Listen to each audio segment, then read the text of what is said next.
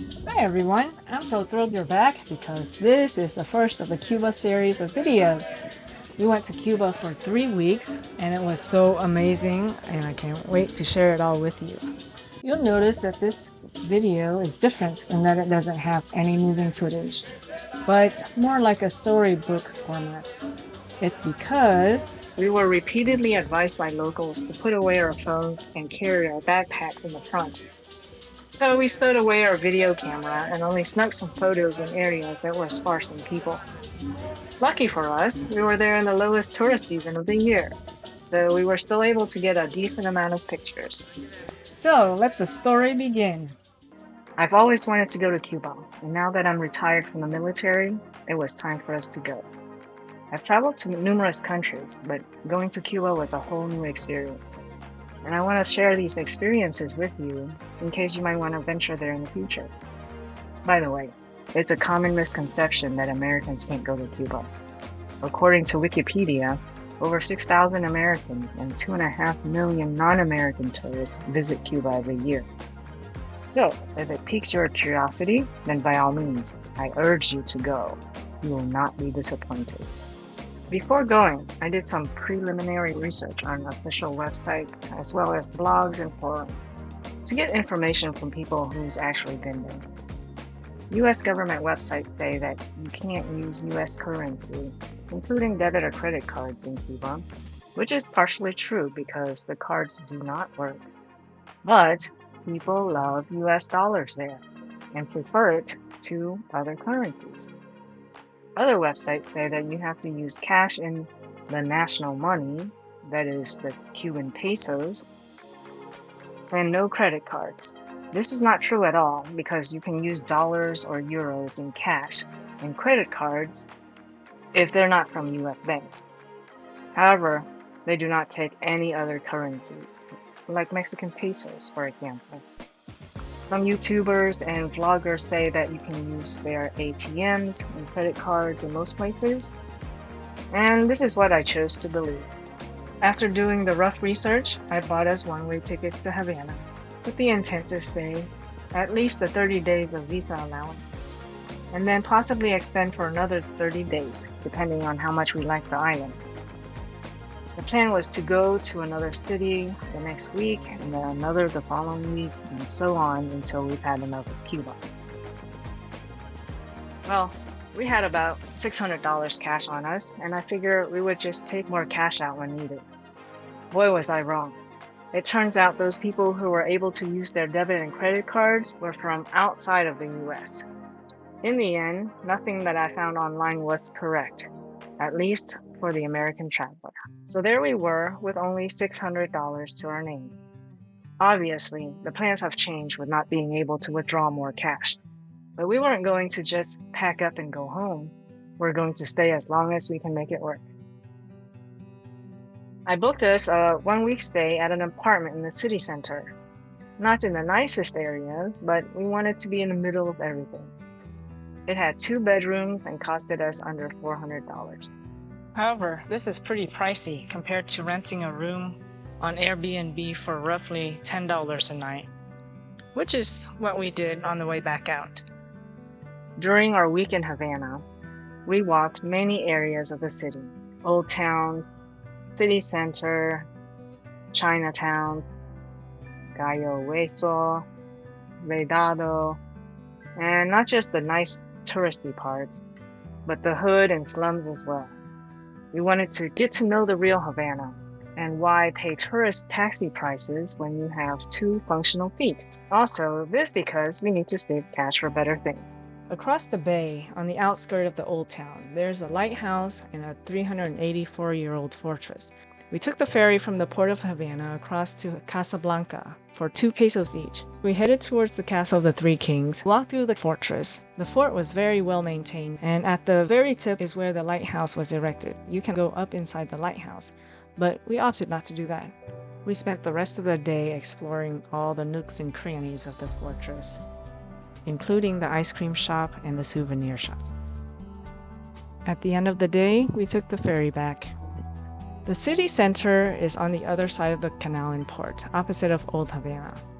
This is where the ferry terminal, the train station, the Capitol, the cathedral, and the famous Calle Obispo streets located. This is the main street with shops, cafes, entertainment in the historical center of the city. This area is highly touristic, full of hustlers. We're crowded and pricey. We thought of going to tour the capital, but decided against it to save cash for the next cities. However, we couldn't pass up going to the Rum Museum. It's a small museum that shows the history of Cuban rum making. And at the end of the tour, we got to sample some of their rum. But we couldn't buy any to take back with us due to the US embargo. One of our favorite places we visited was the Botanical Garden. It's located west of the Cayo Hueso neighborhood. The garden is over 200 years old and started out as the Spanish king's tobacco mill and became a botanical garden after the Revolution. It was very tropical and well maintained, with many diverse plants. It has a tree we've never seen before called the cannonball tree, which it turns out that you can eat the fruit with some weird processing steps and use the leaves for medicinal purposes. It has a jackfruit tree, a koi pond, and free-roaming peacocks. There's a boardwalk on the north coast of the city. The Malecon is an 8-kilometer promenade and seawall that runs between Vedado and the harbor. It looks like it's meant to be touristic with very high-end hotels and buildings, but in my opinion, it's not there yet. At the opening of the canal, there's a fort opposite of the Castle of the Three Kings. Smaller, but it has a lot of cool statues. One day, we walked along the Malecon, and as we neared the ferry terminal, we saw a huge wooden ship with a Venezuelan flag. A sailor walked by and told us we could go on a ship for a visit, so we did. It was a training ship for Venezuelan cadet sailors, and they're just in port for a couple of days. It was very interesting to see old instruments of navigation, so different than today's new ships. How lucky we were there at the right place and the right time to see this. We were walking around the city as we did every day, and at the university area, we saw an elderly Asian man walking around looking lost and tired. He didn't have a phone, a map, or even name or an address or phone number of his Airbnb house or host. He didn't speak any Spanish, and his English was hard to understand. He had been wandering around for an hour looking for the Hotel Nacional because he knows how to get back to his Airbnb from there. Luckily, we had a phone with a SIM card and could find his hotel he's looking for, so we walked back with him to make sure he got back. He invited us for a drink on the gardens of Hotel Nacional, and we chit-chatted with him while doing so. It turned out that he was from Japan, and this is his 5th time in Cuba. The garden was beautiful next to the water, and they also had free-roaming peacocks. After being in the city for almost a week and managing our money so well, we still had a bunch of cash left. So I wanted to go to the beach in Varadero for the second week, which is about over 2 hours drive away. Let me tell you the hurdles we had to jump to make it happen.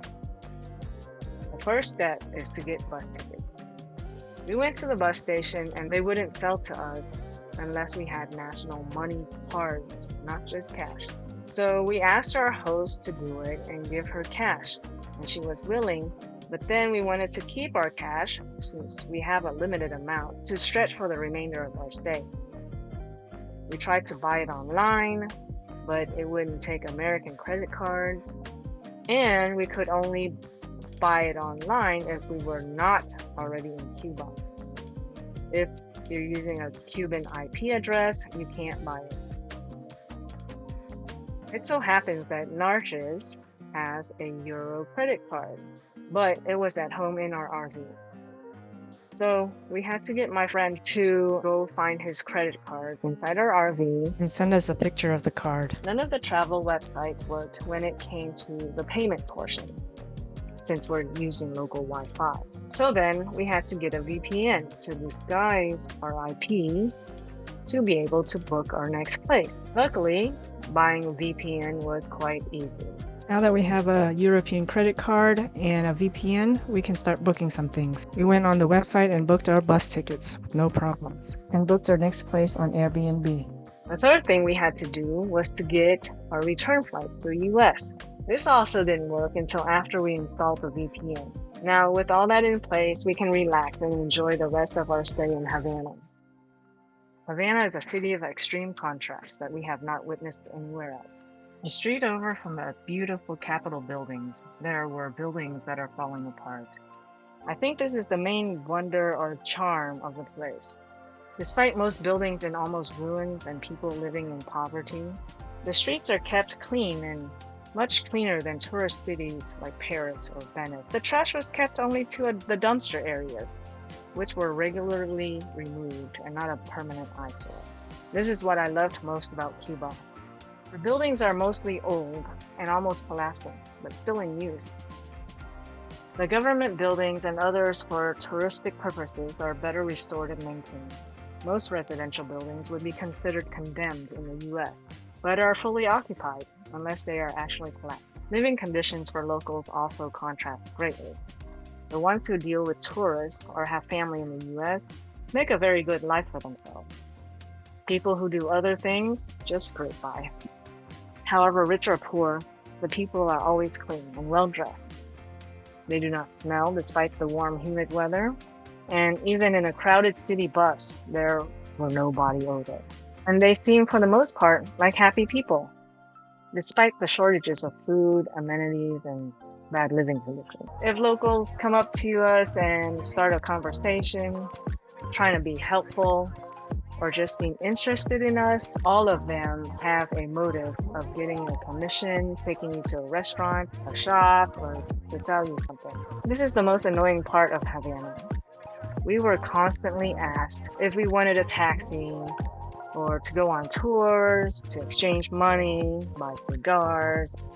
But there are also genuinely nice people there that want to just help you out with anything in return.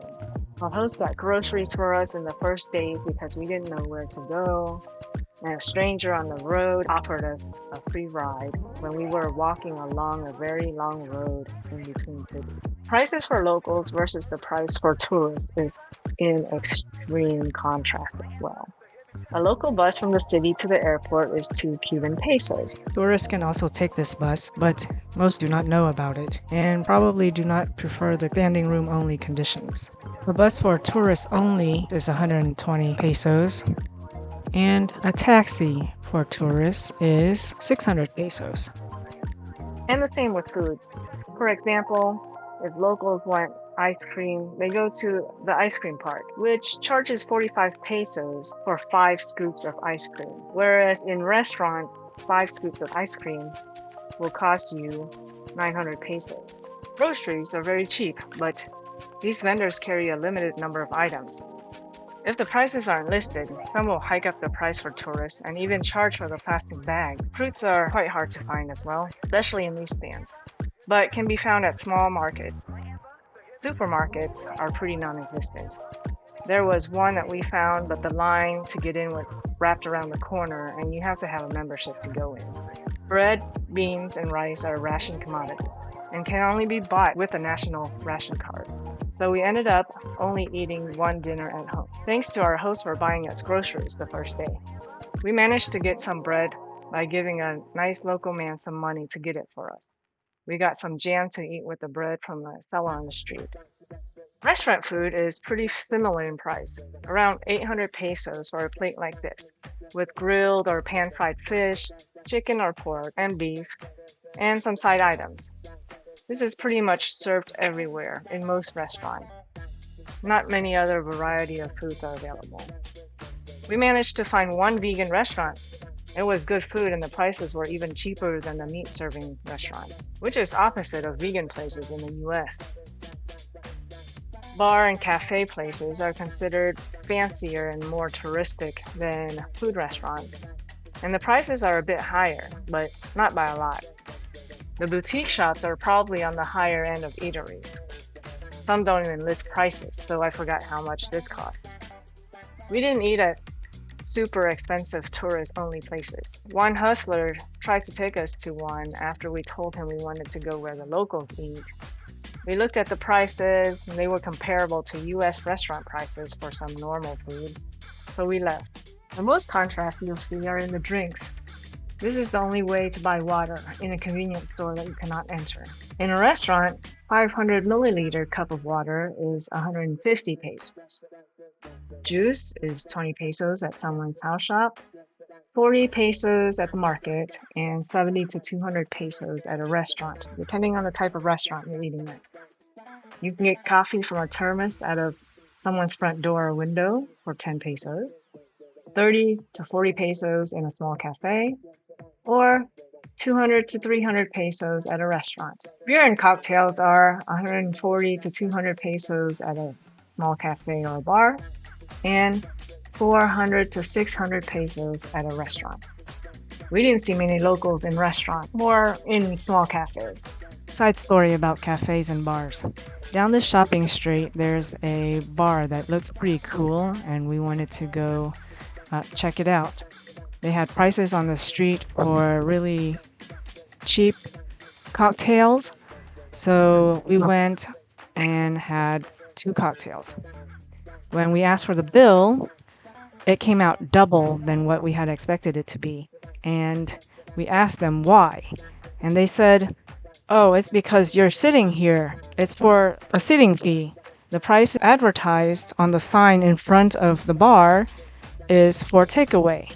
So that's just something that you gotta watch out for if you want to sit down at a random place. And I get it, we are tourists, and tourism is the country's way of making the most money. This is how it is in most foreign countries, and the tourist prices are comparable to prices in the US. There are over 2 million people in Havana, but there are hardly any cars on the road, not much air pollution from the ones in use. The streets and plazas are usually not crowded, even on Friday or Saturday night. When people speak of Cuba, the first thing they think about are old cars. There are lots of old vintage cars. Most of them are restored and used as taxis for tourists. The ones that aren't restored are used as taxis for locals, and few are used as personal transportation. There are a few cars, Mercedes, Audis, Toyotas, etc., most likely brought over by people working at the embassies. We saw some Chinese cars, Russian cars, and even an old Romanian car that no longer exists in Romania. But for the most part, locals use the bus or walk. Very few mopeds and bikes are used for some reason. Next time we visit Cuba, we will probably spend only a day or 2 in the city to make sure our connections to other cities won't be missed. But since we've seen more of the city than any of the tourists in the world, we don't need to do it again. Despite all the things that sounded like it was negative, we will definitely visit Cuba again. It's one of our favorite countries in the world. We hope you will join us on our next adventure to the beach in the next episode. See you soon!